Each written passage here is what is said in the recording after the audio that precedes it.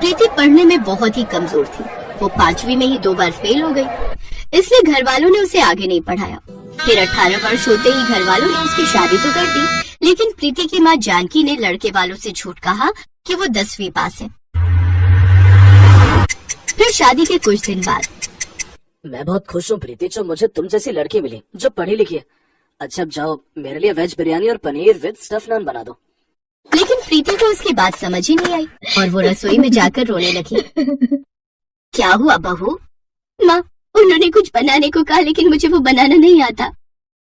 ओहो, तो इसमें रोने वाली कौन सी बात है, मैं तुम्हारी मदद कर देती हूँ।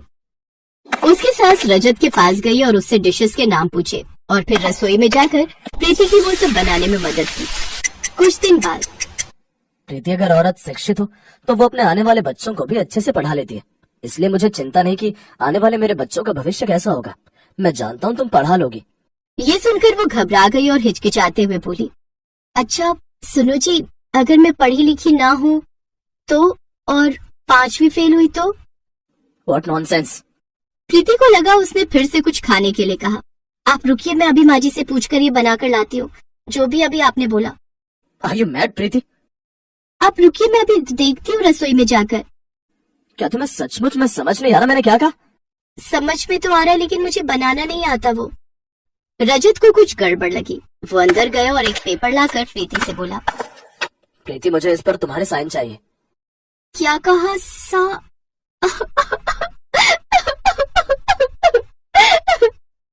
प्रीति जोर जोर से रोने लगी। मुझे माफ कर दीजिए जी, मुझे पढ़ना लिखना नहीं आता। माँ ने आपसे झूठ बोला था, मैं 10वीं पास नहीं बल्कि 5वीं फेल हूँ। ये सुनकर रजत गुस्से में आ जाता है और जोर जोर से चिल्लाने लगता है। क्या 5वीं फेल? इतना बड़ा धोखा! तुमने झूठ कहा। माँ, माँ, बाबूजी, यहाँ आइए। उसकी आवाज सुनकर वो दोनों बाहर आ जाते हैं। क्या हुआ, क्यों चिल्ला रहा है और ये बहू क्यों रो रही है? माँ, इसने हमसे झूठ कहा था। ये 10वीं पास नहीं बल्कि 5वीं फेल है। ये अनपढ़ है। क्या ये अनपढ़ है? शांत हो जाओ बेटा। और बहू, तुम मुझे बताओ, क्या तुम 10वीं तक नहीं पढ़ी? बाबूजी, मेरे बाबा ने समझाया था कि 5 और 5 10 होते हैं, और जब मैं 5वीं में 2 बार फेल हुई तो वो 10 हो गए। तब मुझे इतनी समझ नहीं थी, मुझे माफ कर दीजिए जो मैंने आप सबसे झूठ बोला। गवार, 5वीं में 2 बार फेल हुई तो 10वीं पास हो गई। अगर 3 बार फेल होती तो 15 पास कर लेती। निकल जाओ यहाँ से, अनपढ़ गवार कहेगी। मैं इसकी शक्ल भी नहीं देखना चाहता, अनपढ़ कहेगी। शांत हो जा बेटा, अब ये जो भी है इस घर की बहू है, जो हुआ उसे भूल जाओ। हम इसे पढ़ाएंगे और काबिल बनाएंगे। अगर ऐसा है तो आप रहिए इसके साथ, मैं इस अनपढ़ के साथ नहीं रह सकता। रजत गुस्से में वहाँ से चला गया और किराए पर जाकर रहने लगा। अब उसके सास ससुर ने ठान लिया कि वो प्रीति को पढ़ा लिखा कर काबिल बनाएंगे। प्रीति ने भी सोच लिया कि वो अपने सर से 5वीं फेल का धब्बा हटाकर रहेगी। उसके सास ससुर ने उसके लिए घर में ही 2-2 ट्यूशन लगवा दिया, क्योंकि स्कूल में बैठने की उसकी उम्र नहीं थी। अब वो दिन रात खूब पढ़ने लगी। फिर 1 साल की दिन रात की पढ़ाई के बाद उसने सीधे ओपन से 12वीं का फॉर्म भरा, जिसमें वो पास हो गई। माँ, बाबूजी, देखिए मेरा रिजल्ट आ गया, मैं 12वीं पास हो गई। ये सब तुम्हारी मेहनत का परिणाम है बहू, अब तुम आगे की तैयारी करो। 12वीं पूरी होते ही उसने नौकरी की तैयारी की। किस्मत उसके साथ थी, उसका रेलवे में सिलेक्शन हो गया। अपने पति से 4 साल दूर रहकर उसने खुद को काबिल बना लिया। एक रोज उसके सास ससुर रजत के पास गए और उसे सारी बात बताई। 4 साल में उसने ऐसा क्या उखाड़ लिया? मैं जानता हूँ कि आप झूठ बोल रहे हैं, ये मुझे फंसाने के लिए उसकी तरह आप भी झूठ बोल रहे हैं। ठीक है, अगर तुझे विश्वास नहीं तो उसे नहीं अपनाना चाहता तो हम अपनी बहू के लिए कोई अच्छा सा लड़का देखकर उसकी शादी कर देंगे। एक रोज रजत को किसी काम से रेलवे के दफ्तर जाना पड़ा। जब उसने वहाँ पर प्रीति को बैठे देखा तो वो हैरान रह गया, लेकिन वो बिना कुछ कहे वापस चला गया। उसे भरोसा नहीं हुआ। उधर रामदीन ने प्रीति की शादी की झूठी खबर रजत तक पहुँचा दी। क्या वो शादी कर रही है? रजत को उसके साथ बिताए पल याद आने लगे। वो जल्दी से अपने घर पहुँचा। तुम मेरे अलावा किसी और से शादी नहीं कर सकती। मैं तुमसे बहुत प्यार करता हूँ, मुझे छोड़कर किसी और से शादी मत करो। ये देख सब खुश हो गए। फिर रजत ने देखा कि वहाँ तो शादी की कोई तैयारी नहीं है। अरे ये सब एक नाटक था, तुझे तेरे प्यार का एहसास दिलवाने के लिए। मुझे माफ कर दो प्रीति, लेकिन मैं तुमसे दूर नहीं रह सकता। प्रीति भी उसके गले लग गई। अब सब कुछ भूलकर वो सब एक साथ खुशी खुशी रहने लगे। नूरपुर गांव में रहने वाला किसान हरिया बड़ा ही मेहनती था। वो अपनी पत्नी के साथ रहता था। एक रोज हरिया नाश्ता करके जब अपने खेत पर पहुंचता है तो उसे किसी बच्ची की रोने की आवाज आ रही थी। अरे ये तो किसी बच्चे की आवाज है। वो खेत की ओर बढ़ा, तभी उसने देखा खेत में एक 5 सिर वाली बच्ची जमीन पर पड़ी नजर आई। हरिया उसे देख हैरान था। हे भगवान, 5 सिर वाली बच्ची। हरिया ने उसे गोद में उठा लिया और खूब लाड लड़ाया। उसकी खुद की कोई संतान नहीं थी, इसलिए वो उसे घर ले आया। घर आकर उसकी पत्नी रमा ने उससे पूछा, हे राम, 5 सिर वाली बच्ची इसे कहाँ से उठा कर ले आए? खेत में मिली है मुझे, जैसे राजा जनक को माँ सीता मिली थी, और आज से ये हमारी बेटी है।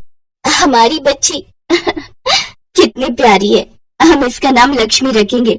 लेकिन गांव वालों ने जब उस बच्ची को देखा तो वो डर गए। सब हरिया से कहने लगे, अरे भाई, मुझे तो लगता है ये किसी डायन या चुड़ैल का बच्चा है। इससे पहले कि कोई अनहोनी हो इसे उठाकर फेंक दो। लेकिन बच्चे तो भगवान का रूप होते हैं ना, फिर ये चुड़ैल कैसे हुई? और इसके आने से आप लोगों पर तो कोई परेशानी आई नहीं ना, और हमारे जीवन में तो खुशियाँ आ गई। जनक पुत्री स्वयं हमारे यहाँ पधारी है। अब आप सब यहाँ से चले जाइए।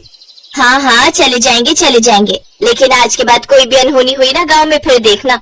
लेकिन ऐसा कुछ भी नहीं हुआ। उल्टा उसके आने से गांव में और भी खुशहाली आ गई। बंजर जमीन उपजाऊ हो गई, गांव में अच्छी फसल होने लगी। ऐसे ही समय बीता और अब वो 21 साल की हो गई। हरिया उसके लिए लड़का ढूंढने लगा, लेकिन 5 सिर देखते ही सब डर कर भाग जाते। नहीं, इस भूतनी से हमें अपने बेटे की शादी नहीं करवानी। क्या पता कल को बच्चे भी ऐसे ही डरावने हो। ना बाबा ना। हरिया और रमा सबके सामने रोते गिड़गिड़ाते, लेकिन कोई उनकी बात नहीं सुनता। ये देख लक्ष्मी को बहुत बुरा लगता। एक रोज जब वो खेत से लौट रही थी तो उसने देखा एक मोटरसाइकिल जिसमें जवान लड़का था। बारिश में फिसलन के कारण उसकी बाइक नदी में जा गिरी। हे प्रभु, ये क्या हो गया? लक्ष्मी भी झट से नदी में कूद गई। वो उसका हाथ पकड़कर उसे बाहर ले आई।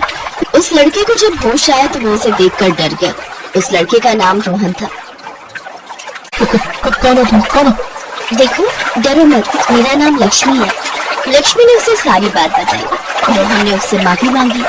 मुझे माफ करना, आपने मेरी जान बचाई और मैंने आपको गलत समझा। कोई बात नहीं, मेरी किस्मत ही ऐसी है। मेरे 5 सिर देखकर कोई भी डर जाता है। ये कहकर लक्ष्मी की आंखों में आंसू आ जाते हैं। देखिए, मुझे माफ कर दीजिए, मेरा इरादा आपका दिल दुखाने का नहीं था। रोहन पास के गांव के जमींदार का बेटा था। उसके पास किसी चीज की कमी नहीं थी। वो अपनी जिंदगी से परेशान था। कुछ समय पहले उसकी पत्नी, जिससे उसकी लव मैरिज हुई थी, उसकी मौत हो गई थी और उसका 4 साल का एक बेटा था। रोहन की माँ रोहन की दूसरी शादी करवाना चाहती थी, लेकिन वो करना नहीं चाहता था। उसे लगता था सौतेली माँ उसके बच्चे को सगी माँ जैसा प्यार नहीं दे पाएगी। उसकी सारी बात सुनने के बाद लक्ष्मी ने कहा, आप ऐसा क्यों सोचते हैं कि दूसरी औरत उसे भी प्यार नहीं दे पाएगी? अच्छा, तो क्या आप बनेंगे मेरे बेटे की माँ और देंगे उसे वो सारा प्यार? लक्ष्मी ने घर पर इस बारे में बात की और उन्होंने उन दोनों की शादी करवा दी। रोहन उसे ब्याह कर घर ले आया। उसे देख उसकी माँ सावित्री बोली, बेटा, इस चुड़ैल को कहाँ से ले आया? माँ, ये आपकी बहू है और मेरी पत्नी, हमने शादी की है। क्या तुझे पूरी दुनिया में यही चुड़ैल मिली थी ब्याहने के लिए? इससे तो अच्छा होता तू कुंवारा ही रहता। माँ, ये सब छोड़ो और अपनी इस 5 सिर वाली बहू का गृह प्रवेश करो। ना बाबा ना, मैं तो इस डायन का गृह प्रवेश बिल्कुल ना करूं। कहीं मुझे कुछ हो गया तो? तभी सावित्री गुस्से में अंदर चली गई। वहीं पास में रोहन का बेटा वंश खड़ा था, जो कि लक्ष्मी को बड़े गौर से देख रहा था। वो झट से मंदिर में रखी आरती की थाली उठा लाता है और उससे अपनी 5 सिर वाली माँ का गृह प्रवेश करवाता है। लेकिन वो अभी भी लक्ष्मी को हैरानी से देखे जा रहा था। लक्ष्मी ने उससे कहा, तुम वंश हो ना? बहुत प्यारे हो, आओ अपनी माँ के पास आओ। भला अपनी माँ से कोई डरता है क्या? माना कि मेरे 5 सिर हैं, लेकिन हूँ तो मैं तुम्हारी माँ ना। कुछ ही दिनों में वंश ने उसे अपनी माँ मान लिया। लक्ष्मी भी उसके बिना नहीं रह पाती। लेकिन कुछ ही दिनों में लक्ष्मी को महसूस हुआ कि उसकी सास सावित्री न केवल उसे नापसंद करती है, बल्कि वंश को भी कुछ खास पसंद नहीं करती। वो गुस्सा आने पर उसकी खूब पिटाई करती। मेरा इतना महंगा कांच का शोपीस तोड़ दिया, रुक तो अभी बताती हूँ। सावित्री उसकी खूब पिटाई करने लगी। माँ जी, ये क्या कर रही हैं आप? इस मासूम से बच्चे को क्यों मार रही हैं? आपको मुझे जो कहना है कह लीजिए, लेकिन इसे मत मारिए। बड़ा लगाव हो गया है ना तुझे इससे, ले फिर तू भी खा। और अगर इस बारे में रोहन से कुछ भी कहा ना तो तेरी और हड्डियां तोड़ूंगी, समझी? ऐसे ही बरसात का मौसम शुरू हो गया। एक बार तो लगातार 4 दिन तक भारी बारिश होती रही, जिससे कि गांव में बाढ़ आ गई। अरे बचाओ, अरे कोई बचाओ, मेरे बच्चे मेरी पत्नी कहाँ गए, कोई बचाओ। पूरे गांव में हाहाकार मच गया। सावित्री ने इस बात के लिए लक्ष्मी को जिम्मेदार ठहराया। देखा रोहन, मैं ना कहती थी ये डायन है, डायन मनहूस। 40 साल से अपने गांव में बाढ़ नहीं आई, लेकिन इसके आते ही बाढ़ आ गई। वो तो शुक्र है अपना घर 3 मंजिला है, इसीलिए हम बच गए। ये सब तेरे 5 सिर वाली पत्नी की वजह से हुआ है। इससे पहले कि हम सबको भी खा जाए, मुझे उसका कुछ करना होगा। ये कहकर सावित्री ने लक्ष्मी को तीसरी मंजिल से नीचे गिरा दिया और वो बाढ़ के पानी में बहने लगी।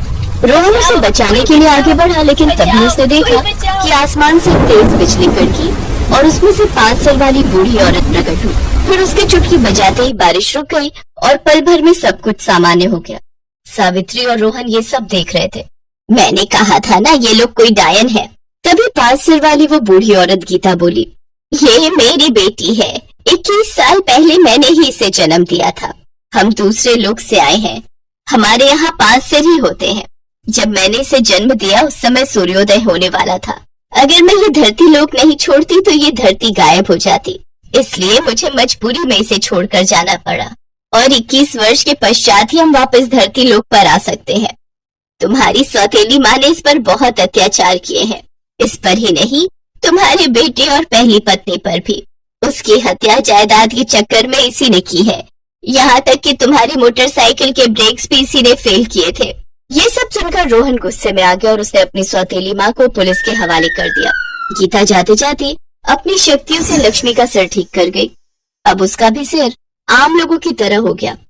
अब लक्ष्मी अपने पति और बच्चे के साथ खुशी खुशी रहने लगी।